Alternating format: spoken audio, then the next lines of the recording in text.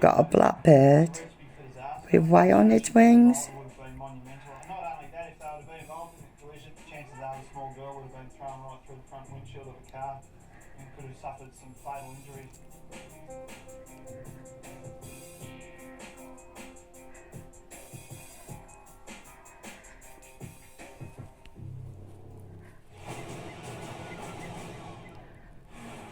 When you say you don't have a licence, what do you mean by that? I was in jail for 9 years for armed robbery. In Nunawading, Senior Constable Dean Pickering has just pulled over this fully loaded ute. Any alcohol tonight? Yes. How much have you had tonight? Plenty. And sure enough, the ute's not the only thing that's loaded. Wow, mate, how much have you had to drink? This thing is about to blow. Hey. What's going on? How long ago was your last drink? Just then.